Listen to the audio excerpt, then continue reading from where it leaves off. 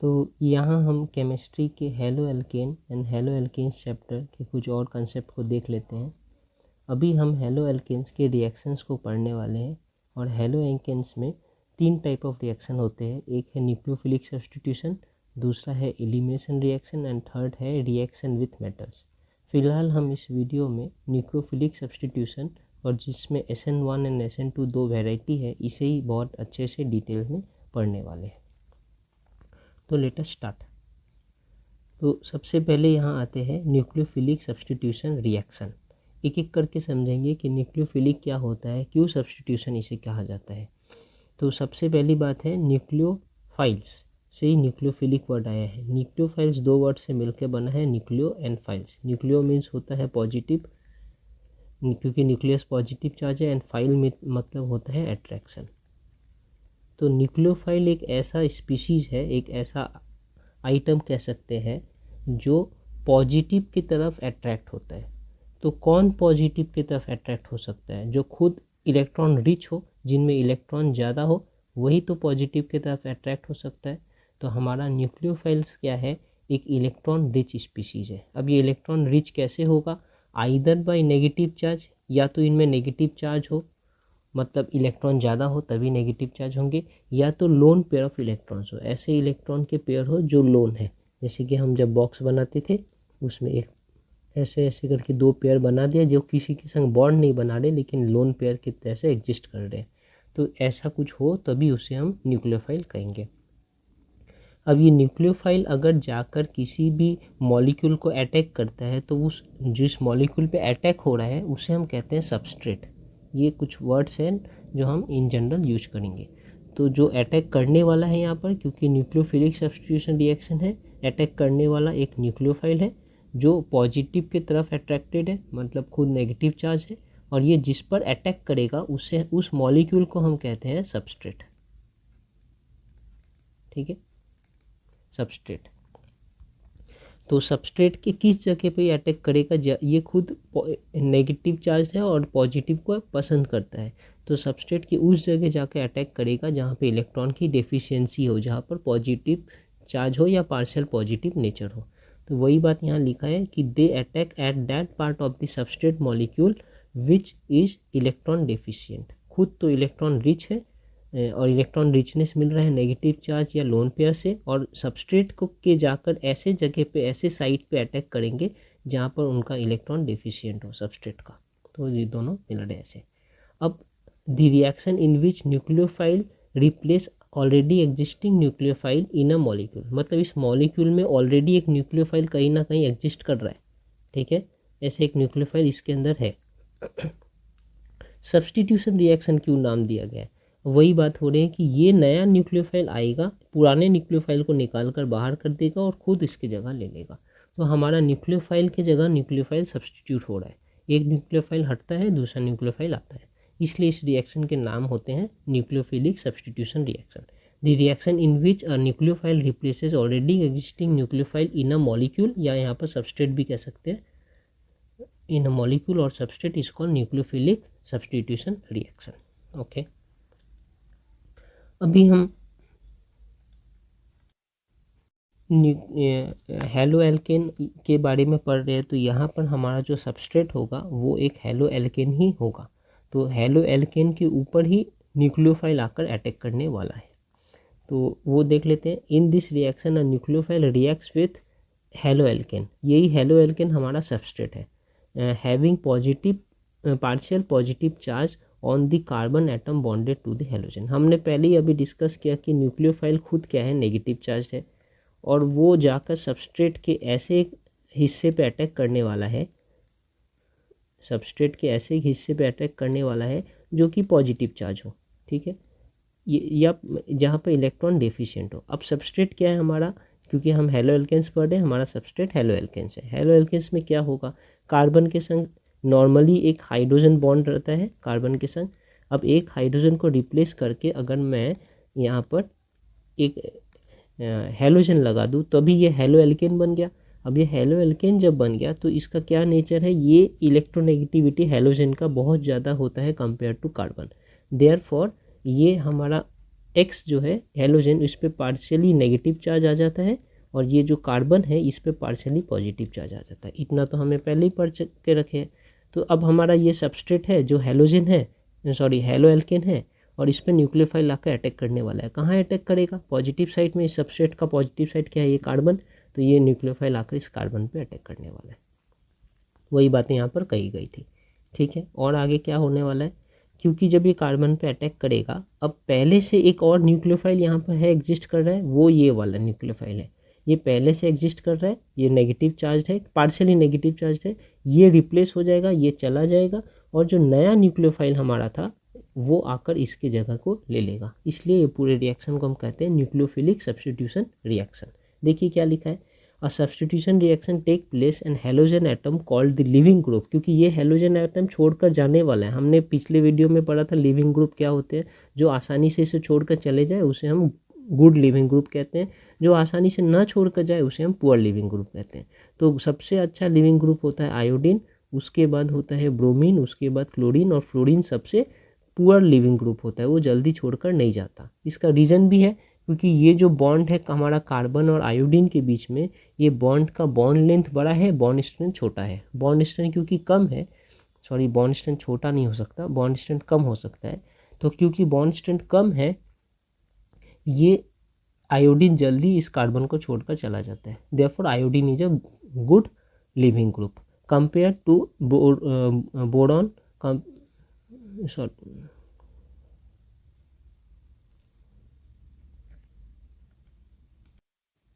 Bromine, chlorine and iodine, sorry bromine, chlorine और ये फिर फ्लोरीन। तो फ्लोरीन का सबसे छोटा साइज है, इसलिए बॉन्ड का जो लेंथ है वो भी सबसे छोटा है और बॉन्ड का स्ट्रेंथ सबसे ज़्यादा है। देयरफॉर ये फ्लोरीन जो है ये सबसे पुअर लिविंग ग्रुप होता है। ये सब हमने पहले ही देख चुके हैं। तो यहाँ पर वही कह रहे हैं कि leaving group departs as halide ion, halide ion के तौर पे, जैसे कि अगर आयोडीन डिपार्ट होगा तो I-1 का डिपार्ट होगा, ब्रोमीन डिपार्ट होगा तो Br-1 का डिपार्ट होगा। तो वही यहाँ पर कर रहे हैं। Since the substitution reaction is initiated by nucleophile, this is called nucleophilic substitution reaction. ये पिक्चर देख के थोड़ा और कंसेप्ट अच्छा होगा कि हमारा एक न्यूक्लियोफाइल है और हमारा ये एक क्या है, हेलो एल्केन है, जिसे हम सबस्ट्रेट कह रहे हैं। सबस्ट्रेट, इस हेलो एल्केन का ये कार्बन है, इस कार्बन में हमारा हेलोजन बॉन्ड है, बॉन्डेड है। तो ये डेल एक्स है, मतलब थोड़ा इलेक्ट्रॉन यहाँ पर जो 2 इलेक्ट्रॉन्स है वो ये दोनों इलेक्ट्रॉन को इस हेलोजन ने अपने तरफ खींच रखा है, इसलिए इस पर नेगेटिव चार्ज पार्शियल, ये कार्बन पे पॉजिटिव चार्ज पार्शियल। अब ये कार्बन के जो 3 ऐसे बॉन्ड यहाँ पर बनाए हुए हैं, यहाँ पर कुछ भी हो सकता है। यहाँ पर हाइड्रोजन भी हो सकता है, तीनों ही हाइड्रोजन हो, या ऐसा पॉसिबिलिटी है कि एक हाइड्रोजन हो और 2 कार्बन हो, ऐसा CH3 ये भी हो सकता है। या ऐसा भी पॉसिबिलिटी हो सकता है कि 2 हाइड्रोजन है और एक CH3 है, कुछ भी, और या तो फिर तीनों ही CH3 है, ऐसा कुछ भी हो सकता है, CH3। तो यहाँ पर इनका अलग अलग बॉन्ड कुछ भी पॉसिबल हो, उससे हमें अभी फ़िलहाल ध्यान नहीं देना है। सिर्फ ये देखना है कि 4 बॉन्ड कार्बन बना सकता है, इस 4 बॉन्ड में से यहाँ कोई भी 3 बॉन्ड होंगे, लेकिन वो हेलोजन नहीं है, ये वाला हेलोजन बॉन्ड है, इस पे अभी फोकस कर रहे हैं। ओके, तो अभी क्या होने वाला है, ये लिविंग ग्रुप है, ये लिव करेगा तो दोनों इलेक्ट्रॉन जो यहाँ पर है वो दोनों को एक संग अपने साथ लेकर बाहर चला जाएगा। तो इस पर नेगेटिव चार्ज आ गया। अपना तो इलेक्ट्रॉन इसने लिया ही, ये वाला इलेक्ट्रॉन इसका खुद का इलेक्ट्रॉन था, ये वाला, ये तो इसने लिया ही। ये ब्लू वाला जो कार्बन का था उसे भी लेकर चला गया। तो अब ये कार्बन पॉजिटिव चार्ज हो गया। अब ये न्यूक्लियोफाइल इसी का फ़ायदा उठाएगा, इस कार्बन के संग बॉन्ड बनाकर ऐसा हो गया। ये हमारा जो कार्बन है ये sp3 हाइब्रिडाइज्ड है, क्योंकि ये 4 एटम के संग बॉन्ड बना रहा है। ऑब्वियसली ये एक एटम यहाँ पर, दूसरा यहाँ, तीसरा यहाँ और चौथा ये न्यूक्लियोफाइल, तो इसलिए sp3 हाइब्रिडाइज्ड। पहले भी sp3 हाइब्रिडाइज्ड ही था। ये लिविंग ग्रुप है, ये हमारा हैलाइड आयन है, ऐसा हमने समझा। अब इस कार्बन को ऐसे न दिखाकर मैं एक शॉर्ट में आर भी लिख सकता हूँ। आर मतलब क्या है, एक एल्काइल ग्रुप है, हम पहले ही जानते हैं एल्काइल ग्रुप। अब ये एल्काइल कैसा हो सकता है, अगर ये सब हाइड्रोजन होता तो ये एल्काइल ग्रुप होता CH3।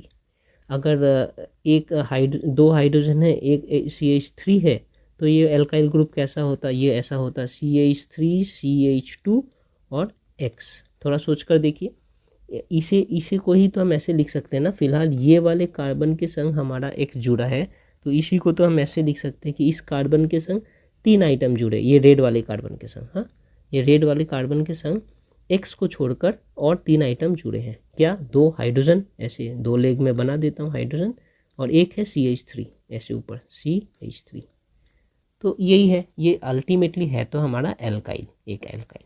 तो चाहे वो CH3 एल्काइल जुड़ा हो या CH3CH2 ये वाला एल्काइल जुड़ा हो, कोई भी एल्काइल यहाँ पर हो सकता है। तो इस पूरे चीज़ को ऐसा नहीं दिखाकर मैं सीधा R लिख सकता हूँ, ठीक है। यहाँ से भी ये R का ये X चला जाएगा, X माइनस बनकर ये R प्लस रह जाएगा, न्यूक्लियोफाइल यहाँ आकर ऐसा जुड़ गया। तो ये हमें समझ आ रहा है कि न्यूक्लियोफिलिक सब्स्टिट्यूशन रिएक्शन हो रहा है।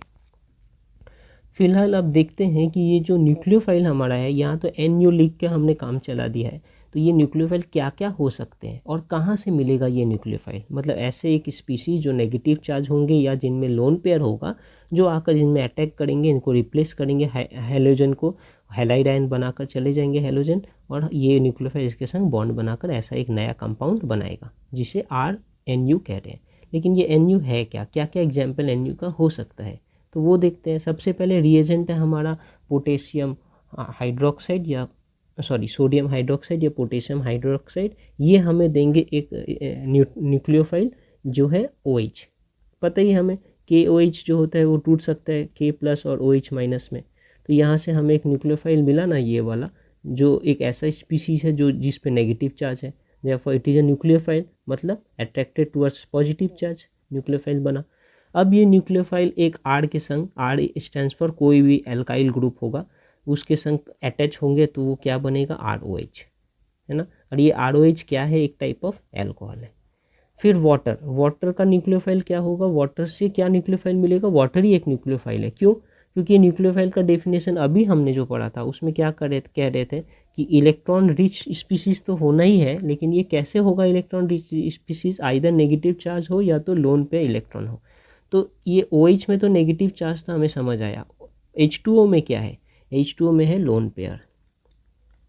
अगर हमारा हाइड्रोजन और ऑक्सीजन का ऐसा बॉन्ड है तो यहाँ 2 और यहाँ 2, ये होता है वाटर का स्ट्रक्चर। तो ऑक्सीजन का लोन पेयर है ना अवेलेबल, तो ये भी फिर एक न्यूक्लियोफाइल के जैसा काम कर रहा है।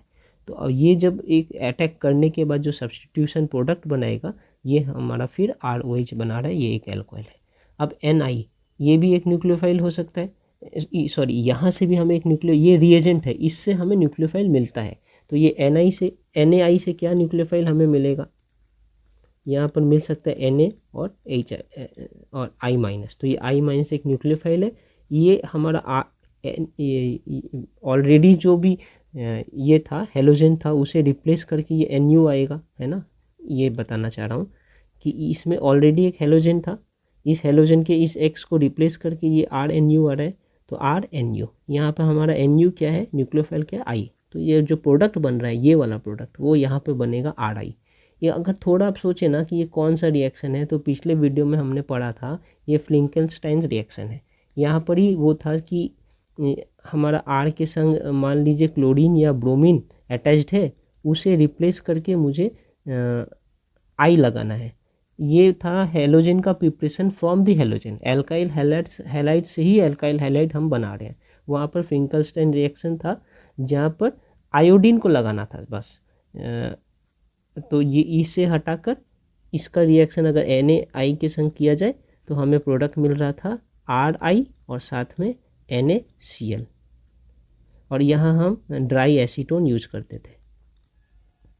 ये हमने पिछले वीडियो में डिस्कस, इसे फ्लिंकेनस्टाइन रिएक्शन कहते थे। तो ये एक सब्स्टिट्यूशन रिएक्शन ही हो रहा था, ओके, और हमें ये प्रोडक्ट मिल रहा था जो हमने यहाँ पर लिखा है, ओके।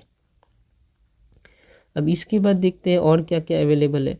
अमोनिया अवेलेबल है। अमोनिया को अमोनिया के जैसे ही रहने दिया है क्योंकि अमोनिया में लोन पेयर है, ये 3 हाइड्रोजन है और 2 लोन पेयर, ऐसा अमोनिया के ऊपर 2 इलेक्ट्रॉन है, ओके, 1 लोन पेयर है, 2 इलेक्ट्रॉन है। तो ये भी एक न्यूक्लियोफाइल के जैसा काम कर रहे हैं। जब रिएक्शन हो जाएगा तो ये RNH2 ऐसा एक कंपाउंड बनाएगा जिसे हम प्राइमरी एमिन्स भी कहते हैं। NaOR, ये R- स्टैंड्स फॉर, फिर से एक एल्काइल ग्रुप है। तो यहाँ का Na चला गया तो R-O-, ये फिर जब R से कंबाइन करके सब्स्टिट्यूशन प्रोडक्ट बना रहे हैं तो RO-R-, ये RO_R- क्या होता है, ऐसा हमने पढ़ा है ना, इसे हम ईथर कहते हैं। ऑक्सीजन के दोनों साइड एल्काइल लगे रहते हैं, वो सेम एल्काइल भी हो सकता है या डिफरेंट एल्काइल भी हो सकता है, तो इसे हम ईथर कहते हैं। यहाँ तक समझ आया। और कुछ रिएजेंट्स देखते हैं, ये थोड़ा इंपॉर्टेंट है यहाँ पर देखना।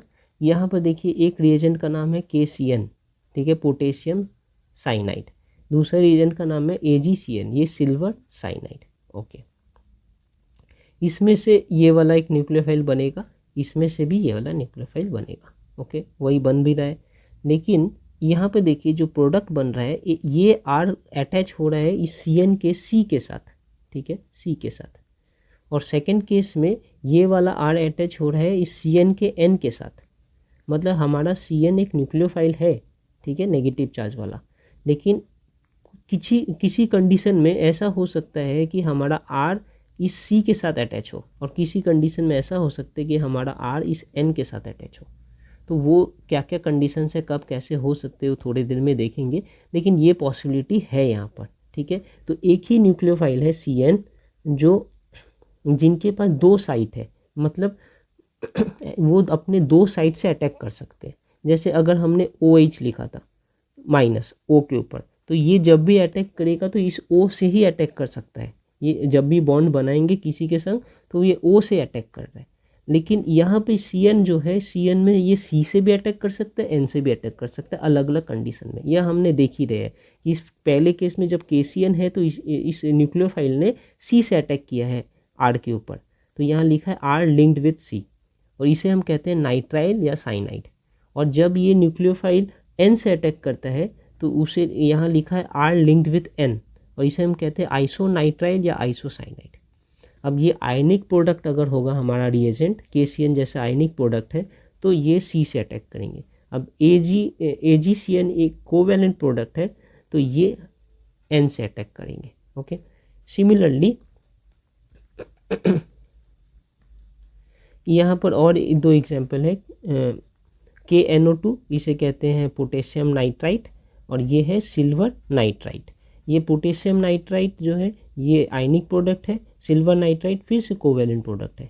तो ये आयनिक प्रोडक्ट इस बार फिर O से अटैक करने वाला है, और ये जो कोवैलेंट प्रोडक्ट है ये N से अटैक करने वाला है। तो अब देखिए R के संग N ने बॉन्ड बनाया है, यहाँ हमने लिखा है R लिंक्ड विथ N, और यहाँ पर R ने O के संग बॉन्ड बनाया R लिंक्ड विथ O। इसे कह रहे हैं एल्काइल नाइट्राइट, और इसे कहते हैं नाइट्रो एल्केन। दोनों का अलग अलग नाम है, दोनों अलग अलग कंपाउंड बनाते हैं। तो फिर से वही बात, आयनिक प्रोडक्ट था, यहाँ पर लिख देता हूँ। इनके पास भी NO2, इनके पास दो साइट है, या ये N से भी अटैक कर सकते हैं या O से भी अटैक कर सकते हैं। तो ये जो आयनिक प्रोडक्ट है यहाँ पर वो O से अटैक कर रहे हैं, ये जो कोवैलेंट प्रोडक्ट है यहाँ पर वो N से अटैक कर रहे हैं। यहाँ पर भी ये N से अटैक कर रहे हैं कोवैलेंट में, silver nitrite, sorry silver cyanide, और यहाँ पर वो C से अटैक कर रहे हैं, ठीक है। तो ऐसे न्यूक्लियोफाइल जिनके पास दो साइट है अटैक करने की, दो जगह से वो अटैक कर सकते हैं। जैसे यहाँ पर CN जो है ये C से भी अटैक कर सकता है, N से भी अटैक कर सकता है। NO2 ये O से भी अटैक कर सकता है, N से भी अटैक कर सकता है। इस टाइप के न्यूक्लियोफाइल को हम कहते हैं एम्बिडेंट न्यूक्लियोफाइल्स। तो these are species possessing two nucleophilic site, इनके पास दो न्यूक्लियोफिलिक साइट है। They can attack a substrate through two different site, ये दो अलग अलग साइट से अटैक कर सकते हैं, और देयरफॉर जो प्रोडक्ट भी बनेगा वो अलग अलग बनेगा। यहाँ हमने देखा ही है, यहाँ पर एक जगह बन रहा है नाइट्राइल या साइनाइड, दूसरी तरफ बन रहा है आइसोनाइट्राइल और आइसोसाइनाइड। यहाँ बन रहा है एल्काइल नाइट्राइट, तो यहाँ बन रहा है नाइट्रो एल्केन। ये सारे दोनों अलग अलग प्रोडक्ट हैं, लेकिन एक ही न्यूक्लियोफाइल अलग अलग साइट से अटैक करते हैं। एग्जाम्पल एम्बिडेंट न्यूक्लियोफाइल का, ऑब्वियसली ये साइनाइड आयन है और नाइट्राइट आयन है। देखिए साइनाइड आयन जिसे CN माइनस कहते हैं, इज अ रेजोन। अब ये यहाँ पे पढ़ेंगे कि ऐसा ये क्यों कर पाते हैं, ये N से भी अटैक कर सकते हैं, C से भी अटैक कर सकते हैं, ऐसा क्या खास बात है इनमें।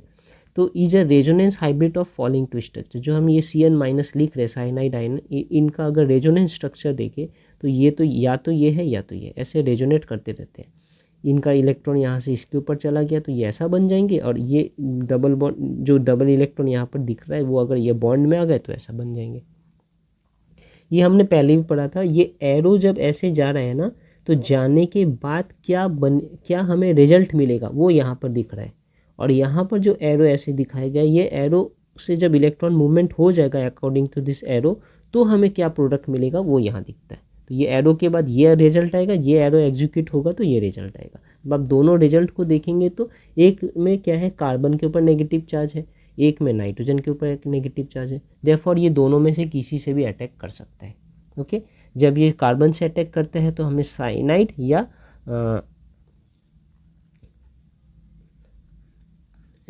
या नाइट्राइल मिलता है, और जब ये नाइट्रोजन से अटैक करता है तो हमें आइसोसाइनाइड या आइसोनाइट्राइल मिलता है। वैसे ही नाइट्राइट, ये जो है नाइट्राइट आयन जिसे NO2- कहते हैं, ये भी रेजोनेंस स्ट्रक्चर शो करता है। उनका ये एक रेजोनेंस है, ये एक रेजोनेंस है। इसमें O के ऊपर माइनस है, इनमें N के ऊपर माइनस है, तो ये भी दोनों से अटैक कर सकते हैं। जब ये O से अटैक करते हैं तो इसे एल्काइल नाइट्राइट कहते हैं, जब ये N से अटैक कहते हैं तो जो प्रोडक्ट बनता है उससे नाइट्रो एल्केन कहते हैं। ओके, अब यहाँ आ रहे हैं कि यहाँ कह रहा है क्वेश्चन कि alkane halo alkanes react with KCN to form alkyl cyanide, very good, as a main product, whereas अगर ये AgCN से रिएक्ट करता है तो फॉर्म आइसोसाइनाइड। एक जगह बना रहा है एल्काइल साइनाइड और दूसरी जगह बना रहा है isocyanide as a main product. ऐसा क्यों?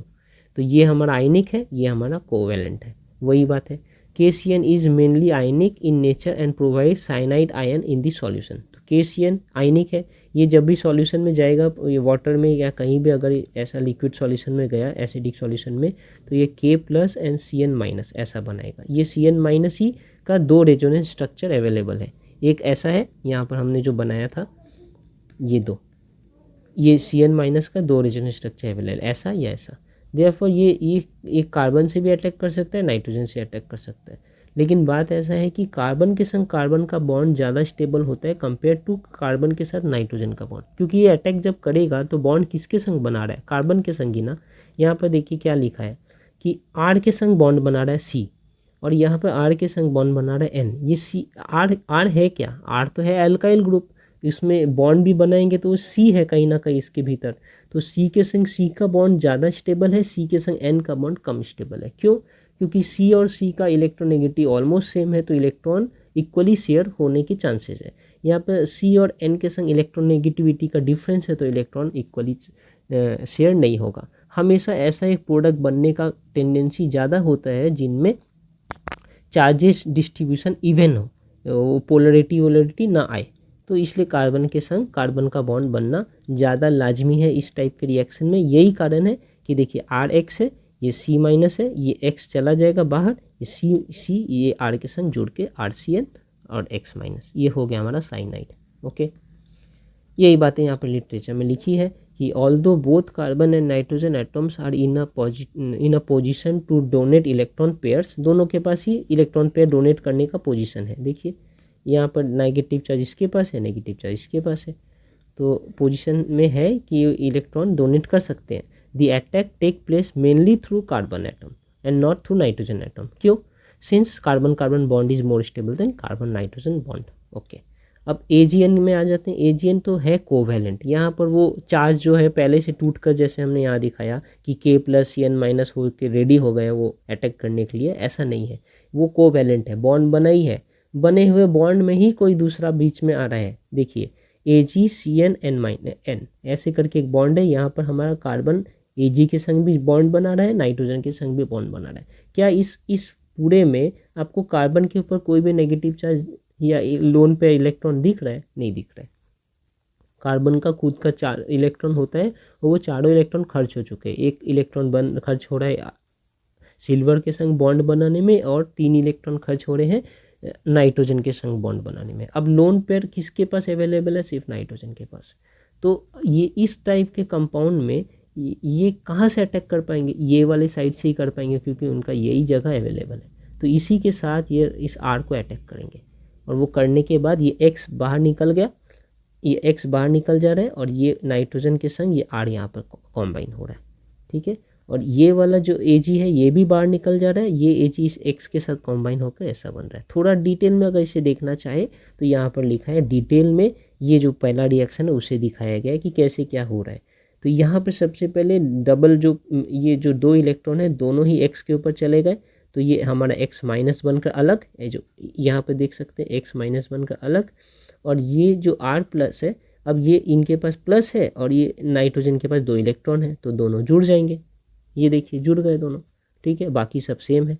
अब ये 2 इलेक्ट्रॉन यहाँ से निकल के कार्बन के ऊपर और ये 2 इलेक्ट्रॉन यहाँ से निकल के नाइट्रोजन के ऊपर, अगर ऐसा हो तो फिर हमारा Ag+ बन जाएगा, क्योंकि इनके पास अब इलेक्ट्रॉन कुछ नहीं है, इनका खुद का इलेक्ट्रॉन भी कार्बन ने ले लिया। तो ये कार्बन के ऊपर 2 इलेक्ट्रॉन, ये वाले 2 इलेक्ट्रॉन जो कार्बन के थे वो कार्बन पे आ रहे थे वो यहाँ से 2 इलेक्ट्रॉन उठ के नाइट्रोजन के ऊपर, तो ये नाइट्रोजन के ऊपर 2 इलेक्ट्रॉन, बाकी सब एज इट इज। तो X- Ag+ ये दोनों जुड़कर Agx, और यहाँ पर ये हमारा RNC डबल बॉन्ड, तो ये RNC डबल बॉन्ड। अब ये R किसके संग जुड़ा है? C के संग, सॉरी N के संग जुड़ा है, क्योंकि इसके पास ऑप्शन ही नहीं था। जब ये जुड़ने के लिए रेडी था या हमारा न्यूक्लियोफाइल अटैक कर रहा था तो सिर्फ N से ही अटैक कर सकता था, तो यही रीज़न है।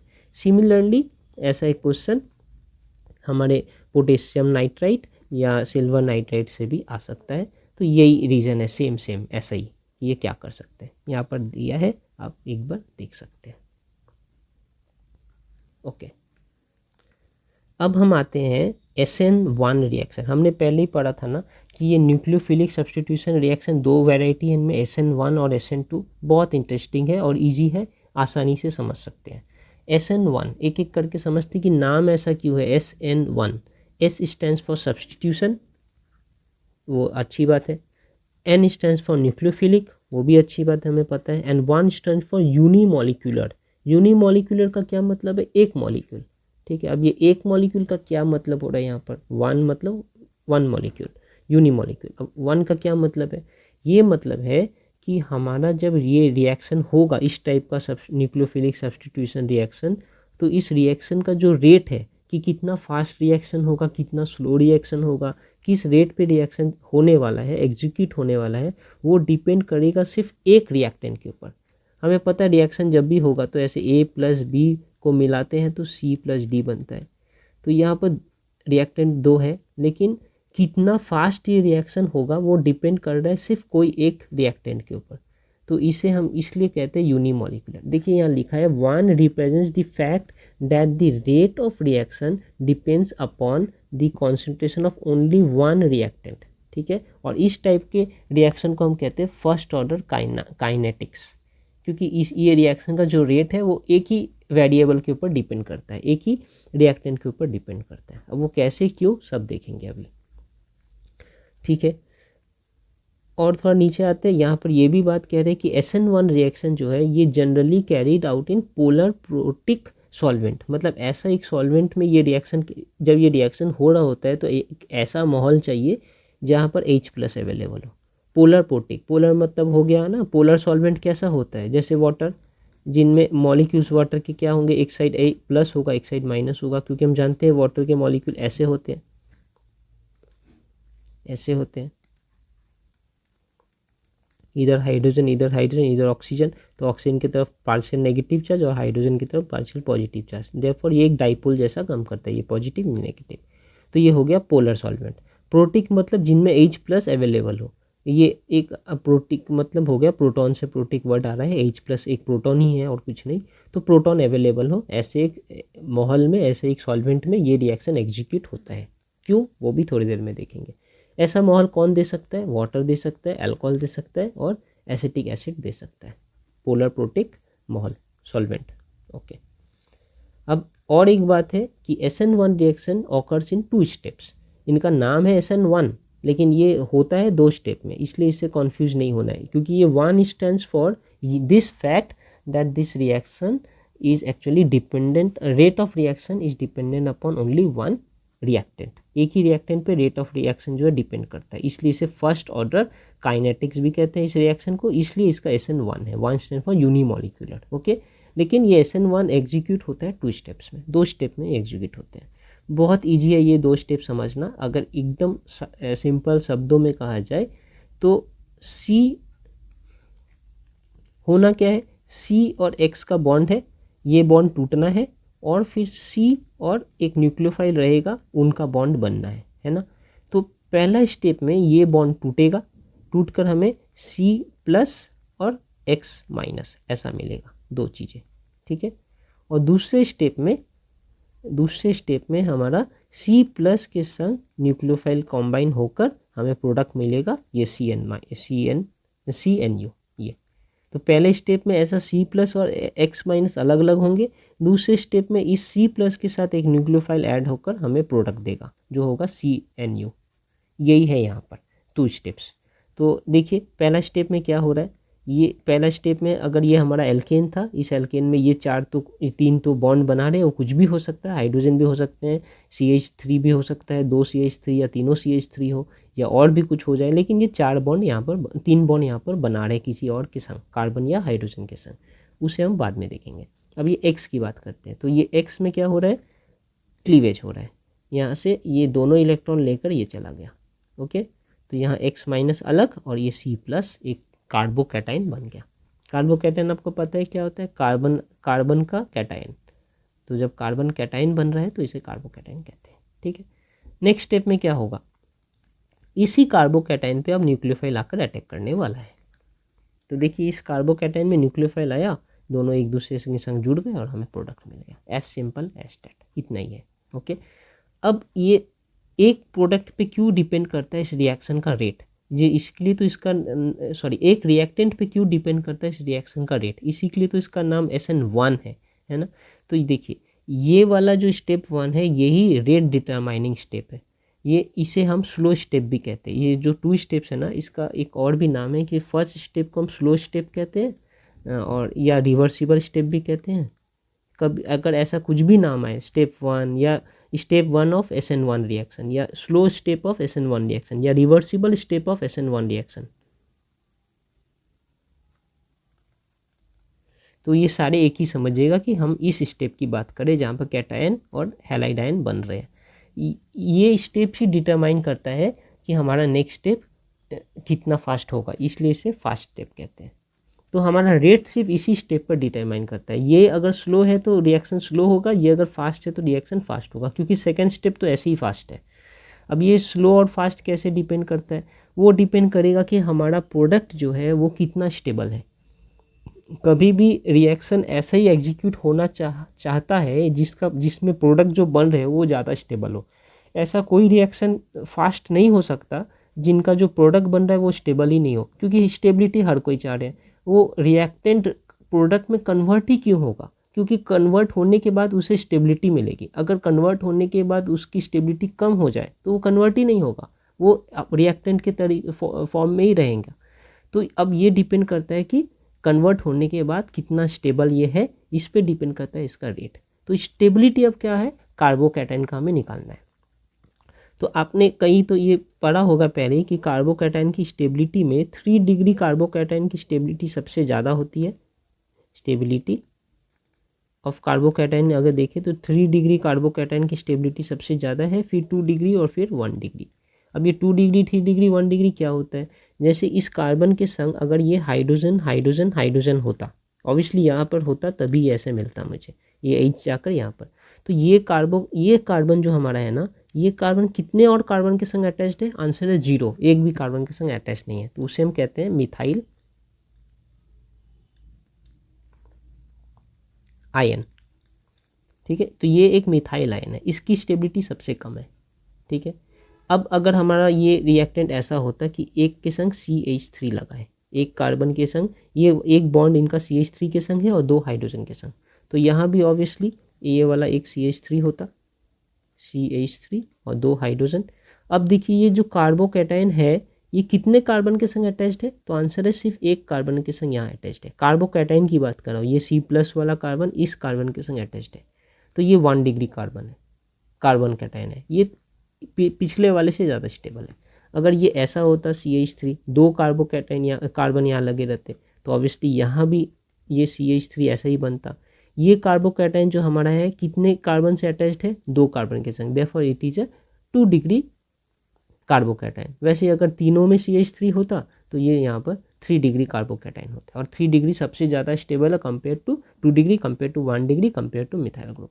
तो अब यही डिपेंड करता है कि मैं किस टाइप का एल्काइल हैलोजन यहाँ पे हेलो एल्केन यहाँ पर ले रहा हूँ। क्या यहाँ पे मैं 1 डिग्री हेलो एल्केन ले रहा हूँ कि 2 डिग्री ले रहा हूँ कि 3 डिग्री ले रहा हूँ, उस पर डिपेंड करेगा। या मिथाइल हैलाइड ले रहा हूँ उस पर डिपेंड करेगा कि हमारा कार्बोकैटायन मिथाइल आयन है कि 1 डिग्री है कि 2 डिग्री है कि 3 डिग्री है।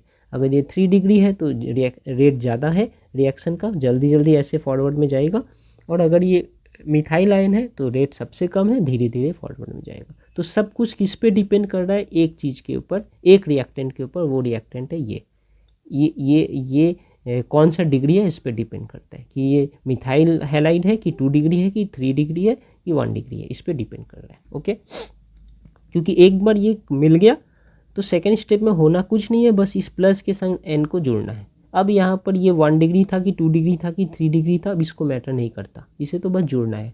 तो ये बनते वक्त ही मैटर करता है, तो इसलिए स्टेप 1 ही इंपॉर्टेंट है, वो ही रेट डिटरमाइन करता है, और इसलिए इसे SN1 रिएक्शन कहते हैं। एक ही रिएक्टेंट है जो डिटरमाइन करेगा कि रिएक्शन फास्ट होने वाला है कि स्लो होने वाला है। यही सारी बातें यहाँ पर लिखी हुई है।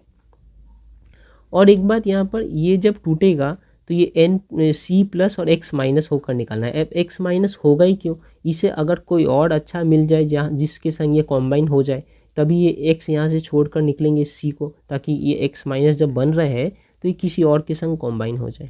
तो इसलिए यहाँ पर कहते हैं कि ये पोलर प्रोटिक सॉल्वेंट में ये अच्छा रिएक्शन काम करता है, क्योंकि पोलर प्रोटिक सॉल्वेंट में आपको H+ मिलेगा, ये जो X यहाँ से निकल के आ रहा है in the form of X-, वो इस H+ के संग कॉम्बाइन करके स्टेबिलिटी प्राप्त कर सकता है। देयरफॉर ये रिएक्शन इसलिए और ज़्यादा फॉरवर्ड में होगा। तो ये सारी बातें हैं, अब यहाँ पर देख लेते हैं। In step 1 is the slowest and reversible, it involve CX bond breaking. Obviously step 1 में CX बॉन्ड ब्रेक होता है, for which energy is obtain through solvation of halide ion with the proton of protic solvent. तो जब भी ये break होगा, क्या होगा, ये 2 बॉन्ड ब्रेक होंगे और हमारा H के संग X का बॉन्ड बनेगा। ठीक है, इस बॉन्ड को ब्रेक होने के लिए हमें एनर्जी देना पड़ेगा, और इस बॉन्ड को जब ये बॉन्ड बनेंगे तो ये एनर्जी रिलीज करेंगे, है ना। तो ये जब ऑलमोस्ट इक्वल होगा दोनों एनर्जी, तभी ये एग्जीक्यूशन हो सकता है। ये एनर्जी जो डालना है मुझे और ये एनर्जी जो यहाँ से निकलता है ये ऑलमोस्ट इक्वल होना चाहिए, या ये एनर्जी जो रिलीज हो रहा है ये ज़्यादा हो, तभी जाकर ये कन्वर्सन हो सकता है। तो इसलिए हम पोलर सॉल्वेंट यूज़ करते हैं। Since the rate of reaction depends on the slowest step, ये 2 स्टेप है हमारे पास, स्टेप 1 एंड स्टेप 2। स्टेप 1 सबसे स्लो है, या यही रेट डिटरमाइनिंग स्टेप है, इसी पे डिपेंड करता है कि हमारा रिएक्शन स्लो होगा कि फास्ट होगा, क्योंकि स्टेप 2 तो कुछ भी नहीं है, स्टेप 2 ऑलवेज फास्ट है। उनको बस एक प्लस मिला है और न्यूक्लियोफाइल वाले माइनस आकर दोनों जुड़ जाने वाले हैं। तो since the rate of reaction depends on the slowest step, that is step 1, the rate of reaction depends only on the concentration of the alkyl halide. कितना एल्काइल हैलाइड हमने लिया है उस पर डिपेंड करता है, और कौन सा लिया है उस पर भी डिपेंड करता है कि ये हमारा एल्काइल हैलाइड 1 डिग्री है या 2 डिग्री है या 3 डिग्री है, and not on the concentration of nucleophile. Nucleophile के कॉन्सेंट्रेशन पे डिपेंड नहीं करता। ये सेकंड स्टेप में जो हमारा न्यूक्लियोफाइल है ना, इसके कॉन्सेंट्रेशन पर डिपेंड नहीं करता, सिर्फ इसके कॉन्सेंट्रेशन डिपेंड करता है।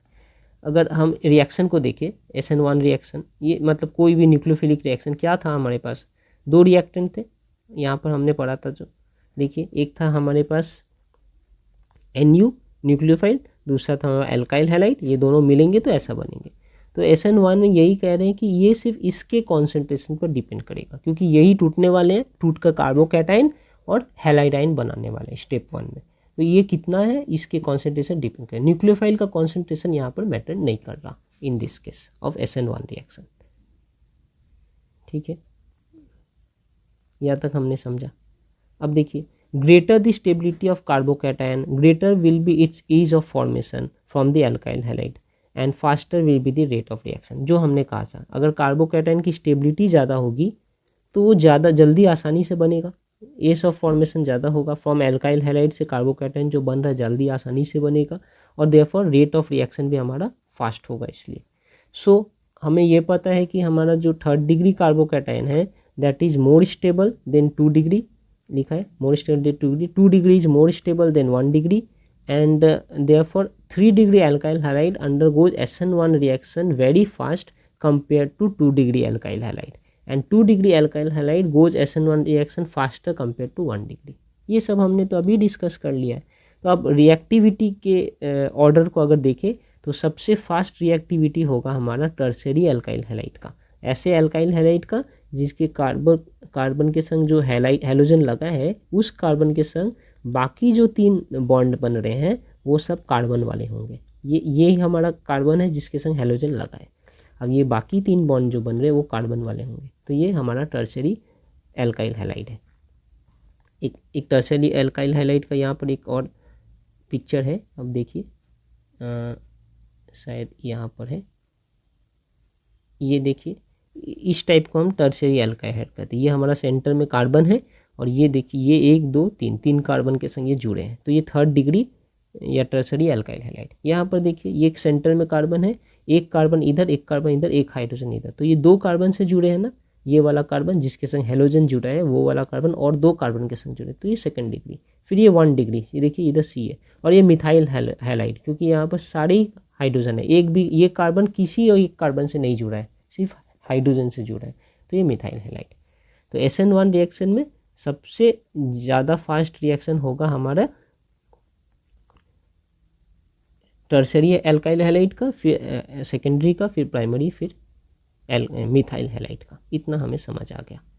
साथ में ये सब कुछ डिपेंड किस पे कर रहा है कि हमारा जो ये फर्स्ट स्टेप में ये जो प्रोडक्ट बन रहा है ना, ये प्रोडक्ट क्या है, कार्बोकैटायन, ये कितना स्टेबल है, ठीक है ना। तो अब ये भी कह रहे हैं कि इसके अलावा अगर हम एलाइलिक या बेंजाइलिक हैलाइड की बात करें, अगर भूल गए हैं तो ये फिर से देख लेते हैं। एलाइलिक हैलाइड मतलब कि जो कार्बन के संग हैलोजन जुड़ा है वो कार्बन वो कार्बन डबल बॉन्ड वाले कार्बन के संग जुड़ा है।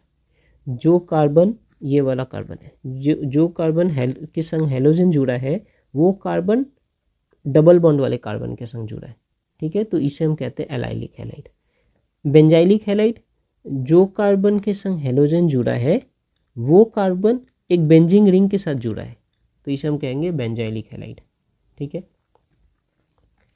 देखिए जो कार्बन के संग हैलोजन जुड़ा है वो डबल बॉन्ड वाले कार्बन से जुड़ा है। यहाँ पर फॉर एग्जांपल देखिए यहाँ पर कार्बोकैटायन बन चुका है, अगर बनने के पहले का मैं फोटो स्ट्रक्चर लिखूँ तो ये ऐसे डबल बॉन्ड CH और ये CH2 और साथ में एक X लगा है इसमें, तो हमारा कौन सा कार्बन यहाँ पे एलाइलिक कार्बन है, ये वाला C रेड वाला, क्योंकि ये कार्बन के संग हैलोजन जुड़ा है, वो कार्बन इन टर्न जुड़ा है ऐसे कार्बन से जो डबल बॉन्ड वाला कार्बन है, तो ये हमारा जो C है इसे हम कहते हैं एलाइलिक कार्बन।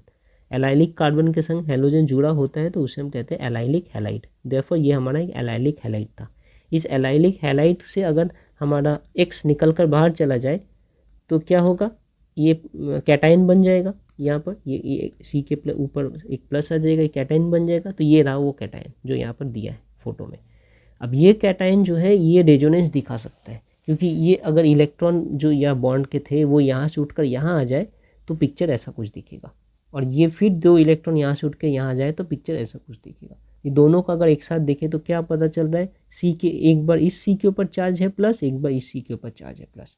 तो हमें ये पता है कि जब चार्ज का डिस्ट्रीब्यूशन इवन हो जाता है या एक जगह से हटकर 2-3 जगह फैलने लगे तो हमारा सिस्टम जो है या हमारा जो स्पीसीज है वो ज़्यादा स्टेबल हो जाता है। तो यहाँ पर वही लिखा है कि एलाइलिक कार्बोकैटायन। अब ये क्या है, एलाइलिक कार्बोकैटायन है।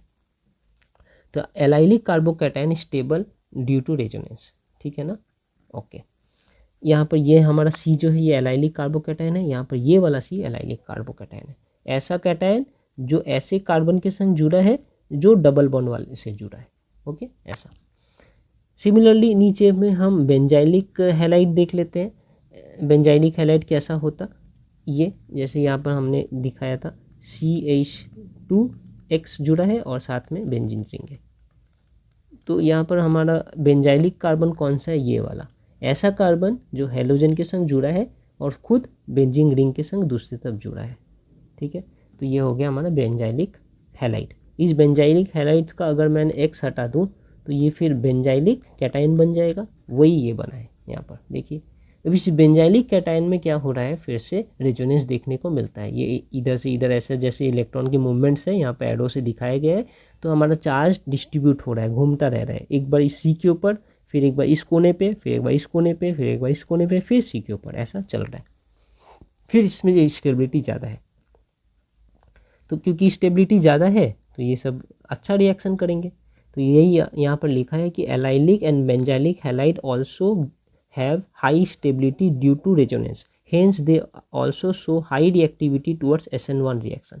SN1 रिएक्शन की तरफ इनका रिएक्टिविटी हाई है। रीज़न भी आपको समझ आया, क्या है रीज़न इंपॉर्टेंट, कि ये रेजोनेंस करते हैं, high stability due to resonance, ठीक है ना। ओके, अब ये अगर छोड़ दूं कि 1 डिग्री 2 डिग्री 3 डिग्री की बात ना करूं, मान लीजिए सारा सेम ही है, सारे मैं बात कर रहा हूं अभी 1 डिग्री वाले की, ठीक है।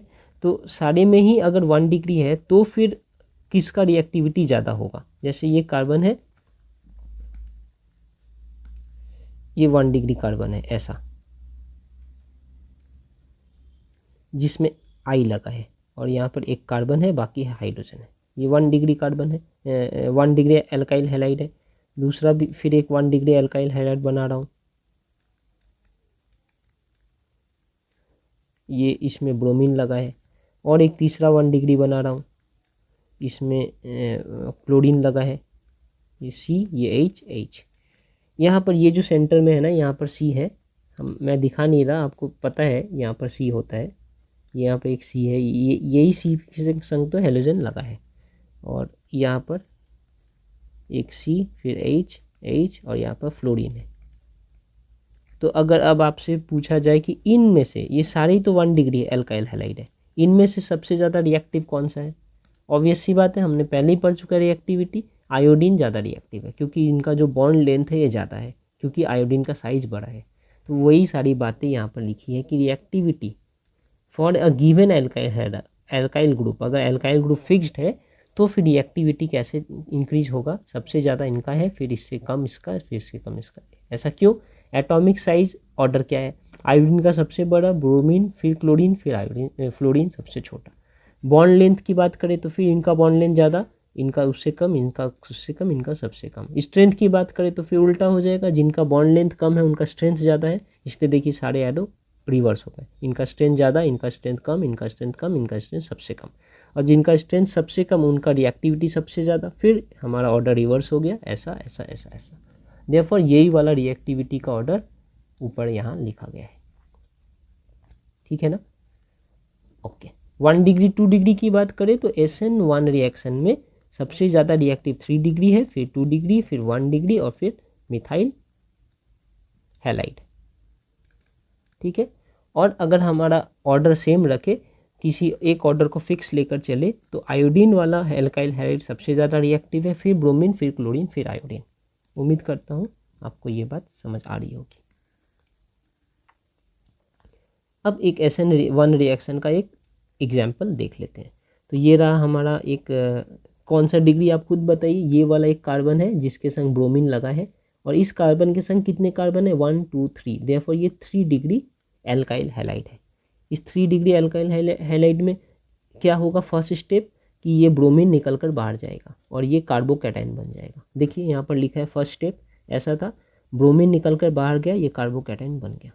और सेकेंड स्टेप में क्या होने वाला है, ये OH इस कार्बोकैटायन के संग जुड़ने वाला है। देखिए इस कार्बोकैटायन के संग OH जुड़ेगा और ऐसा रिएक्शन है। तो स्टेप 1 स्टेप 2, ओके। यहाँ पर दोनों स्टेप को कॉम्बाइन करके दिखाया गया, ये हमारा दोनों स्टेप एक साथ फाइनल जो है, ये Br निकल रहा है, OH अटैच हो रहा है, SN1 रिएक्शन, ओके। अब आते हैं SN2 रिएक्शन में। SN2 रिएक्शन में एक ही स्टेप है, और नाम 2 क्यों है, सेम बात है कि इनका नाम है सब्सटीट्यूशन न्यूक्लियोफिलिक बाई मॉलिक्यूलर। पहले था यूनिमॉलिक्यूलर इसलिए था 1, यहाँ है बाई मॉलिक्यूलर इसलिए 2। ऑब्वियसली ये भी बात समझ नहीं है, क्योंकि अब ये सेकेंड ऑर्डर काइनेटिक्स है। यहाँ पर जो रेट ऑफ रिएक्शन है वो डिपेंड करता है on both the reactant, concentration of both the reactant, ठीक है, इसलिए ये 2 दिया गया है। अब 2 रिएक्टेंट क्या होते हैं, किस यहाँ पे भी देखिए कोई भी सब्स्टिट्यूशन रिएक्शन है तो 2 रिएक्टेंट क्या होंगे, एक हमारा सबस्ट्रेट और एक हमारा न्यूक्लियोफाइल। ये हमारा सबस्ट्रेट है, ये हमारा न्यूक्लियोफाइल है, यही 2 रिएक्टेंट है। इस SN1 में सिर्फ इसके ऊपर डिपेंड करता था कि हमारा रेट ऑफ रिएक्शन क्या रहेगा एल्काइल हैलाइड के ऊपर। SN2 में alkyl halide as well as nucleophile दोनों के कॉन्सेंट्रेशन पर डिपेंड करेगा कि हमारा रेट ऑफ रिएक्शन क्या रहेगा, इसलिए ये बाई मॉलिक्यूलर कहते हैं, इसलिए ये 2 कहते हैं। लेकिन मज़े की बात ये है कि SN1 रिएक्शन 1 लिखा है लेकिन ये 2 स्टेप में होते हैं, 1 और 2, और SN2 रिएक्शन में 2 लिखा है लेकिन ये 1 स्टेप में ही होता है, सिर्फ एक स्टेप में। ये बात ध्यान रखना है। हाँ, रिवर्स है दोनों। कैसे होगा हमारा SN2 रिएक्शन एक स्टेप में? तो देखिए ये हमारा, मैं एज्यूम करता हूँ कि ये हमारा एल्काइल हैलाइड है, कार्बन के संग हेलोजन जुड़ा है, ये एल्काइल हैलाइड है। अब इस एल्काइल हैलाइड के साथ ये न्यूक्लियोफाइल जुड़ रहा है। ठीक है, कैसे जुड़ रहा है? ये नहीं कि ये चला गया और वो आ गया, पिछले में ऐसे ही हो रहा था ना, X पहले चला जाता था फिर NU न्यूक्लियोफाइल इसके संग जुड़ता था। यहाँ पर दोनों एक साथ हो रहे हैं, ये जा रहे हैं वो आ रहे हैं, दोनों ही हो रहा है एक साथ, इसलिए बॉन्ड डॉटेड हो गया। इनका हिस्सा धीरे धीरे ख़त्म हो रहा है, ये रिटर्न जर्नी में है अपना, बाहर जाने की तरफ है, और इनका हिस्सा बढ़ रहा है धीरे धीरे और ये ज्वाइन होने की तरफ है। एक ऐसा समय आएगा ये निकल कर पूरा बाहर हो जाएंगे और ये यहाँ से पूरा जुड़ गया। तो ये देखिए यहाँ सॉलिड था, पूरा इसके संग जुड़ा था, अब ये सॉलिड हो गया है, पूरा इसके संग जुड़ा, ये निकल गया। और ये हमारा, इसे हम कहते हैं ट्रांजिशन स्टेप।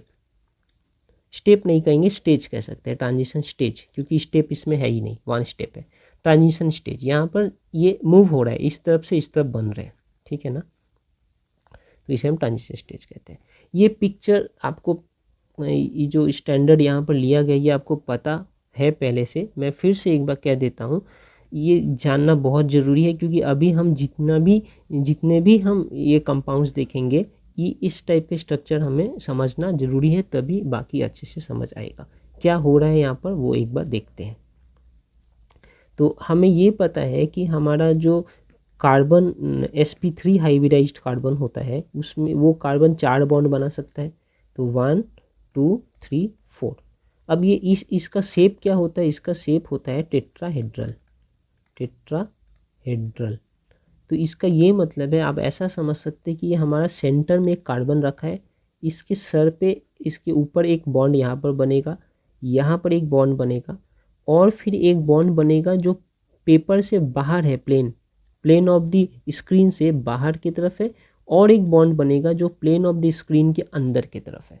तो आप अगर थोड़ा ध्यान से देखेंगे तो आप ऐसा समझ सकते हैं कि एक ट्राइपॉड होता है ना, ट्राइपॉड, उस ट्राइपॉड का 3 पाँव है, एक पाँव जो है प्लेन ऑफ द पेपर पे रखा है, एक पाँव पेपर से बाहर आ चुका है, एक पाँव ट्राइपॉड का पेपर के अंदर है, और एक जो ट्राइपॉड का सिर है वो प्लेन ऑफ द पेपर पे ही है, ठीक है ना।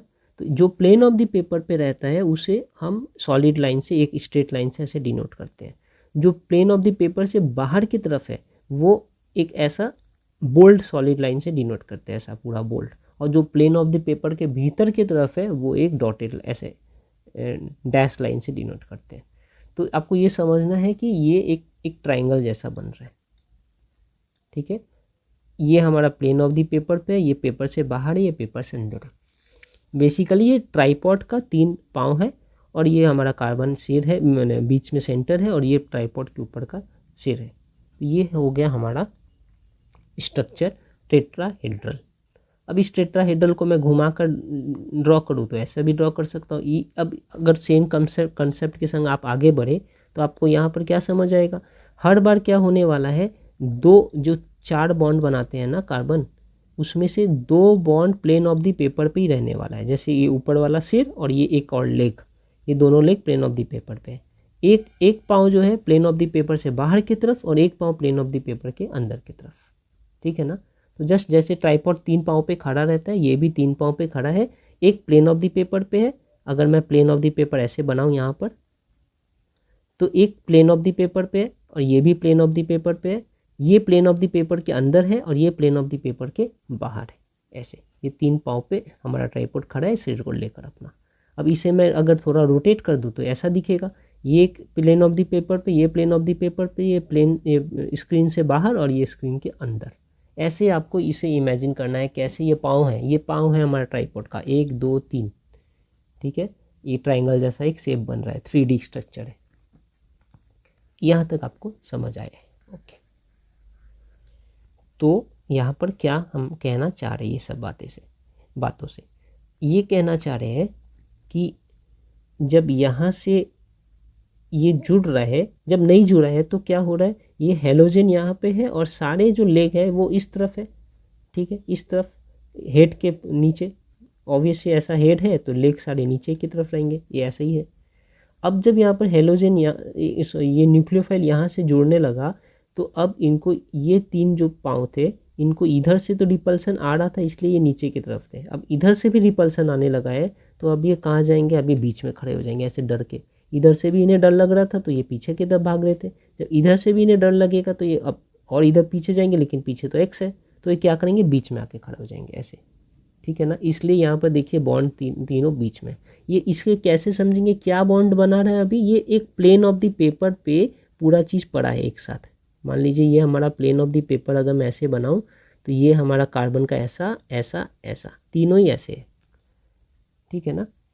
ये अगर मैं इस स्लांट करके बनाऊँ तो ऐसे आपको समझना है, ये पेपर से बाहर की तरफ है, ये पेपर से अंदर की तरफ है और ये ऊपर की तरफ है, लेकिन तीनों एक ही प्लेन पे है, एक ही प्लेन पे है ऐसा,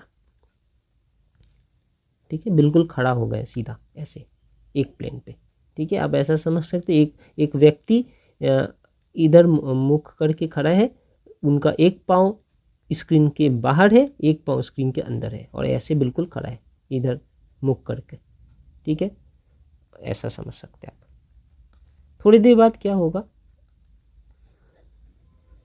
थोड़ी देर बाद क्या होगा, जब हमारा ये वाला नाइट हेलोजन बाहर चला जाएगा तो इनको अब स्कोप है कि अब ये यहाँ से पीछे की तरफ जाए, तो ये फिर अपना अपना पोजीशन को पीछे कर लेंगे। ये जो सीधा खड़ा था वो पीछे की तरफ बेंट हो जाएगा, ये जो ऐसे दिख रहा है एक्चुअली ऐसे ही था, मतलब ऐसे है, एक पाँव इधर एक पाँव उधर, ये दिखाने के लिए हमने ऐसे किया है। तो ये वाला पाँव जो था ये भी पीछे की तरफ चला जाएगा और ये वाला जो पाँव था ये भी पीछे की तरफ चला जाएगा, तो अल्टीमेटली ये ऐसा हो गया 3D स्ट्रक्चर में। ये आपको 3D स्ट्रक्चर समझना बहुत ज़रूरी है, ओके। तो यहाँ से यहाँ अगर कंपेयर करेंगे तो आप ऐसा समझ सकते हैं, बुक में ये एग्जांपल दिया है कि अम्ब्रेला इन्वर्ट हो रहा है। जैसे कि आपने बरसात में एक छतरी लिया है, अगर बहुत तेज़ की आंधी आए तो अम्ब्रेला इन्वर्ट हो जाता है ना, उलट कर ऊपर की तरफ हो जाता है, वैसे ही यहाँ पर जो था उसके उल्टा हो गया यहाँ पर, ठीक है, बाकी सब कुछ सेम है। तो ये एक इम्पॉर्टेंट बात है, क्यों ये उल्टा हो गया, इसका क्या मतलब है, ये सब हम थोड़ी देर में देखेंगे। लेकिन यहाँ पर इन्वर्ट हो रहा है ये आपको समझना है। यहाँ पर पहले इस तरफ झुका हुआ था, एक्स जब आया, एक्स यहाँ पर था, ये जो एन आया तो ये पूरा खड़ा होकर सीधा हो गए बिल्कुल स्ट्रेट, ये स्क्रीन के बाहर की तरफ है, ये स्क्रीन के अंदर की तरफ है, ठीक है। ऐसा ऐसा आप समझ सकते हैं। अगर मैं ये न्यूक्लियोफिल के आंखों से देखूं, फिर से इसको बता रहा हूँ ताकि आपको कंसेप्ट अच्छा होगा। अगर न्यूक्लियोफिल के आंखों से देखूं तो ये ट्राइंगल, अगर आपकी जो आंखें हैं वो न्यूक्लियोफिल की आंखें हैं, हाँ, यहाँ से आप देख रहे हैं इसको, तो आपको ये पूरा कार्बन ऐसा दिखेगा, ऐसा।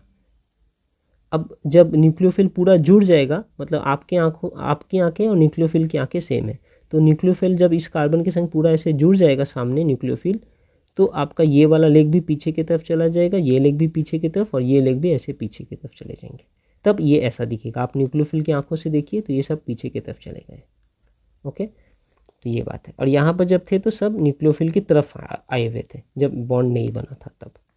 तो इस तरीके से आपने इसका ओरिएंटेशन समझा है। थोड़ा लिटरेचर भी पढ़ लेते हैं क्या है।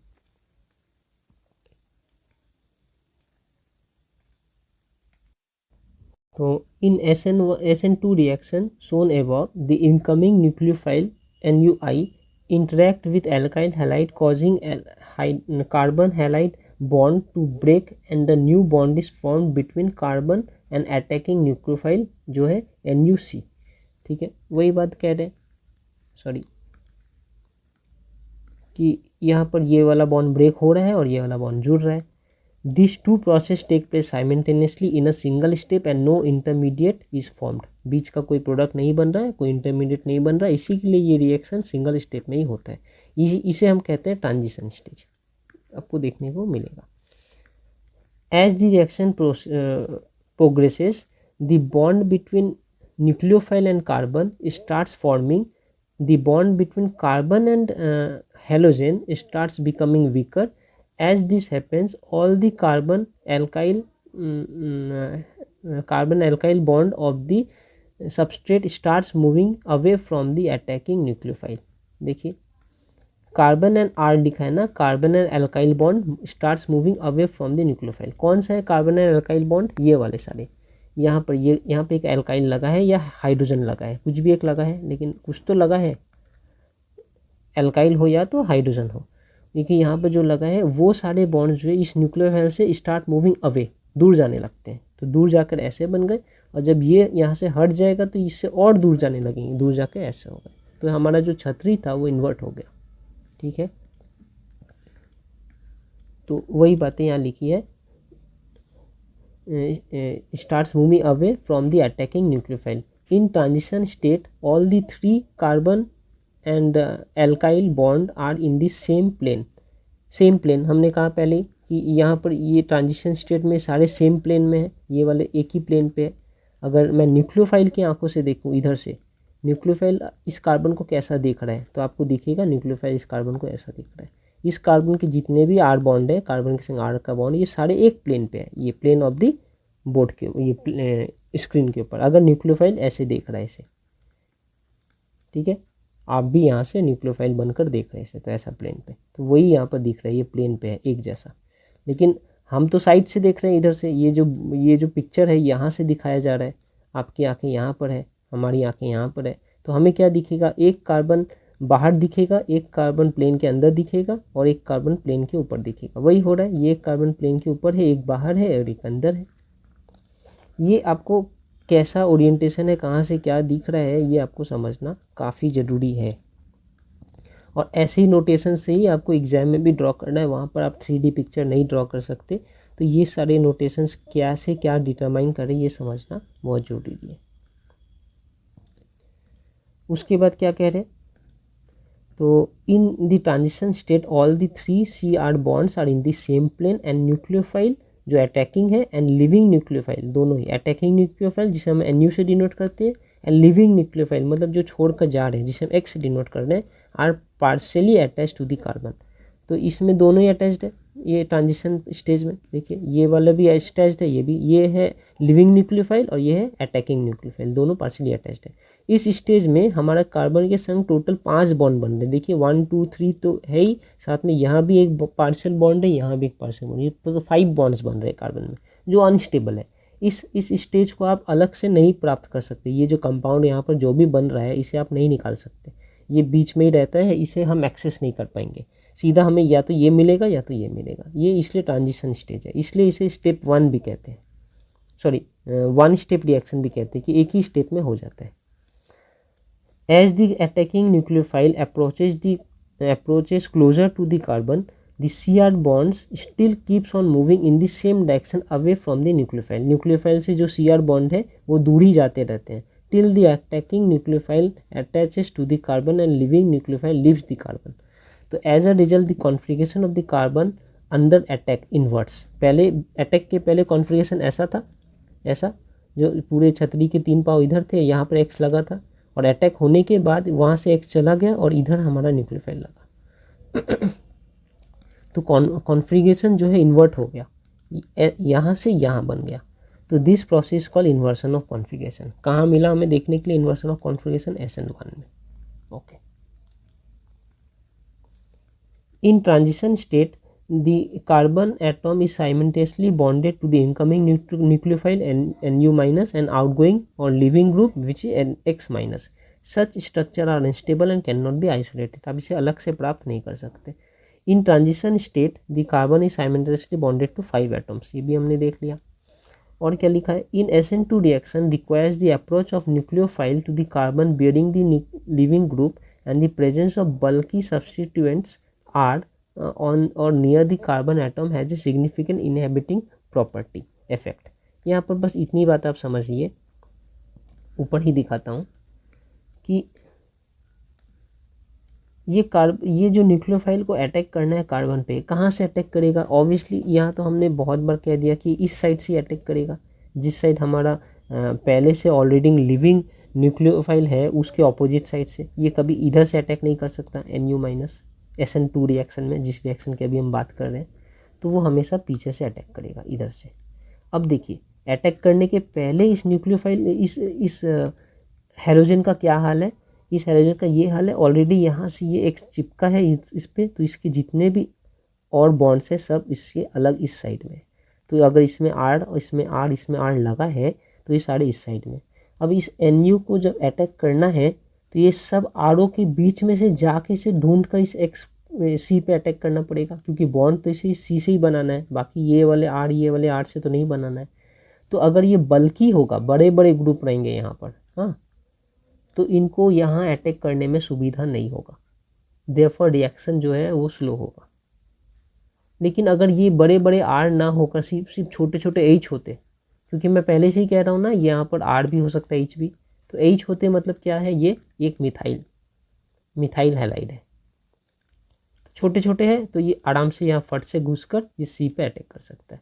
अगर इसके जगह यहाँ पर CH3 होता तो ये थोड़ा बल्कि ग्रुप है, क्योंकि सी तो है ही, साथ में एच भी इनका इतना सारा आ गया, ऐसे सी और फिर इनका 3 एच, इतना जगह घेर लिया इसने, इसे जगह नहीं मिल रहा जाने के लिए, तो ये हमारा 1 डिग्री है। अगर 2 डिग्री होता तो यहाँ भी एक सी और यहाँ पर और 3 एच, तो ये 2 डिग्री है, इसमें और जगह कम मिल रहा है। 3 डिग्री होता तो यहाँ भी सी और फिर और 3 एच, तो ये तो पूरा ही जगह घेर लिए, ये कहाँ से ही जा पाए इस सी के पास।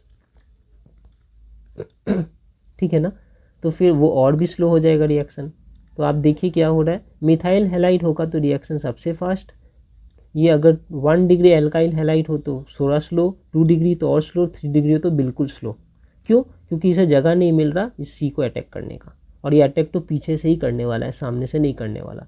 और इस एक्स के होने के कारण जितने भी ये सारे ग्रुप थे ये सब ऑलरेडी पीछे की तरफ रिवर्स डायरेक्शन में जा चुके हैं इधर, और इसे रिवर्स ही अटैक करना है, नहीं होगा ना।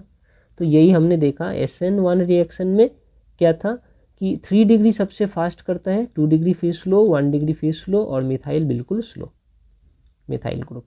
SN2 में ठीक इसका रिवर्स है कि मिथाइल सबसे फास्ट करता है, क्योंकि यहाँ पर फ्री है जगह, ओपन सा है, फिर 1 डिग्री, फिर 2 डिग्री एंड फिर 3 डिग्री सबसे स्लो करता है।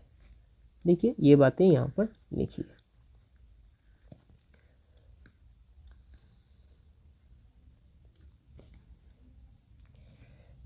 तो so methyl ion having only 3 small hydrogen atom react more rapidly in SN2 reaction, and tertiary या 3 degree halide having bulky groups hinders the approach of nucleophile and so is least reactive। Nucleophile के approach को रोकता है, इसलिए वो less reactive होता है। तो रिएक्टिविटी के अगर ऑर्डर देखेंगे तो यहाँ पर उल्टा है, मिथाइल हैलाइड सबसे ज़्यादा रिएक्टिव है, फिर प्राइमरी, फिर सेकेंडरी और फिर टर्शियरी। इनके पिक्चर्स ऐसे दिए हुए हैं। ये हमारा मिथाइल हैलाइड है, सब हाइड्रोजन एक एक्स, यहाँ पर ये कार्बन के संग एक कार्बन अटैच्ड है तो ये 1 डिग्री, इस कार्बन के संग 2 कार्बन अटैच्ड है तो ये 2 डिग्री, इस कार्बन के संग 3 कार्बन अटैच्ड तो ये 3 डिग्री। जैसे 3 डिग्री हो गया ये बल्कि हो गया, यहाँ भी इतना बड़ा, यहाँ भी इतना बड़ा, यहाँ भी इतना बड़ा, तो इस न्यूक्लियोफाइल को जगह नहीं मिल रहा इस सी के पास अटैक करने का, देयरफॉर रिएक्शन जो है स्लो हो गया। यहाँ पर पूरा जगह बहुत ज़्यादा है, फाँका है, तो ये फट से यहाँ पर रिएक्ट कर सकता है। तो ये आपको ये सारी बातें समझ आई। अगर मैं ये डिग्री को सेम रखूँ, या 1 या 2 या 3 कोई भी डिग्री है वो फिक्स रखूँ, तो फिर रिएक्टिविटी एक्स के ऊपर कैसे डिपेंड करेगा। अगर हमारा एक्स आयोडीन हो तो ज़्यादा रिएक्टिव होगा, फिर ब्रोमीन है तो कम, क्लोरीन है तो कम, फ्लोरीन है तो सबसे कम। ये वाला ऑर्डर SN1 SN2 दोनों के लिए सेम है, लेकिन वो डिग्री वाला ऑर्डर जो है वो SN1 और SN2 के लिए रिवर्स है। अब SN2 का और कुछ यहाँ पर पॉइंट्स है वो देख लेते हैं। SN1 को जैसे H+ चाहिए था ताकि वो अपने X- जो निकल रहे उसके संग कंबाइन कर जाए। SN2 में ऐसा कुछ नहीं है। अप्रोटिक सॉल्वेंट मतलब जिसमें H+ ना हो, ऐसे एक सॉल्वेंट में SN2 ज़्यादा अच्छा रिएक्ट करता है। तो हमने क्या देखा, SN1 में चाहिए था प्रोटिक सॉल्वेंट, SN2 में चाहिए aprotic solvent. SN2 occurs in 1 step, very good.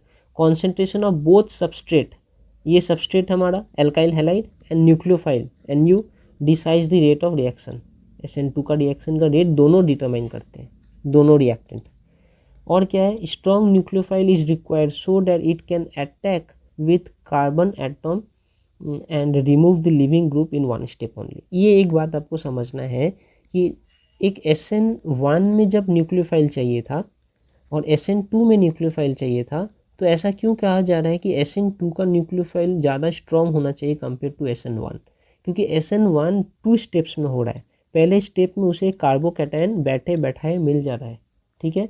फिर सेकंड स्टेप में क्या करना है, इस न्यूक्लियोफाइल को बस इस बैठे बैठाए कार्बोकैटायन जो इसे मिल गया उसके संग इसे कॉम्बाइन होना है, बस इतना ही काम है। तो ये न्यूक्लियोफाइल अगर वीक भी हो, अगर थोड़ा कमज़ोर भी हो तो चलेगा। लेकिन SN2 में क्या हो रहा है, उसे ऐसा कोई बैठे बैठाए कार्बोकैटायन नहीं मिल रहा, उसे लड़कर लेना पड़ रहा है। एक X ऑलरेडी इसके संग बॉन्डेड है, उसे हटाना है और तब जाके ये NU उसके जगह को लेगा दूसरे तरफ से। देयरफॉर ये अगर स्ट्रॉन्ग होगा तभी इस X को भगाकर उसके जगह पीछे से इस चीज़ के संग अटैच होगा। और यहाँ पर तो इसे बैठे बैठे एक कार्बोकैटायन मिल जा रहा है, स्टेप 1 में एक कार्बोकैटायन बन जा रहा है। यही कारण है कि हमें स्ट्रॉन्ग न्यूक्लियोफाइल चाहिए in case of SN2 compare to SN1। और SN2 में क्या हो रहा है, इन्वर्सन ऑफ कॉन्फ़िगरेशन भी देखने को मिल रहा है। SN2 में हर वक्त यही होगा कि जब ये पहले था रिएक्शन के पहले, तो कार्बन ऐसे थे, एक X के संग जुड़ा था और उनका 3 पाँव ऐसे थे, ठीक है। या थोड़ा ऐसा कर लेते हैं ऐसे, ठीक है। लेकिन जब ये जुड़ गए, पीछे से न्यूक्लियोफाइल आकर इसे पकड़ लिया है, तो इनका पाँव ऐसा हो गया। अब ये न्यूक्लियोफाइल गया, अब ये सारे जो ऊपर में ऐसे 1 2 3 थे अब इधर आ जाएंगे, इन्वर्टेड अम्ब्रेला। ये वर्ड याद रखिए कि अम्ब्रेला जैसे इन्वर्ट हो जाता है स्ट्रॉम में, वैसे ही ये भी इन्वर्ट हो गया ऐसा, ठीक है ना। तो इसे इन्वर्सन ऑफ कॉन्फ़िगरेशन कहते हैं, जो हमें SN2 में देखने को मिलता है। तो यहाँ पर एक छोटा सा डिफरेंस है। SN1 nucleophilic strength is not important, SN2 strong nucleophiles are required. SN1 strong requires a good leaving group, छोड़ने वाला जो ग्रुप है वो अच्छा होना चाहिए, तभी तो फर्स्ट स्टेप में आपको ये मिलेगा कार्बोकैटायन, क्योंकि हमारा C और X था। फर्स्ट स्टेप में C+ बनता है और X- बनता है। तो लिविंग ग्रुप अच्छा होगा तभी तो ये जल्दी से छोड़कर जाएगा, ठीक है। तो यहाँ पर लिविंग ग्रुप अच्छा होना चाहिए। यहाँ पर लिविंग ग्रुप अगर अच्छा होगा तो हमारा न्यूक्लियोफाइल को सुविधा होगा कि वो पीछे से आकर इसे अटैक करे और ये निकल कर चला जाए। और अगर लिविंग ग्रुप अच्छा नहीं है तो इसे स्ट्रॉन्ग होना पड़ेगा ताकि ये इसे बाहर निकाल पाए, ओके। तो ये सारी बातें हैं। और हमारा SN1 रिएक्शन प्रोटिक सॉल्वेंट में होता है, फेवर्स SN1 रिएक्शन, यहाँ पे H+ चाहिए। और यहाँ पर अप्रोटिक सॉल्वेंट में SN2 रिएक्शन होता है, क्योंकि इसमें X- निकालना ही है मुझे, X- निकालने के लिए H+ मुझे चाहिए। यहाँ पर ये NU जो है वही इस X को निकाल देता है बाहर, इसलिए इसका स्ट्रॉन्ग होना ज़रूरी है यहाँ पर, ओके। तो यहाँ पर हमने ये सब बातें देख ली है।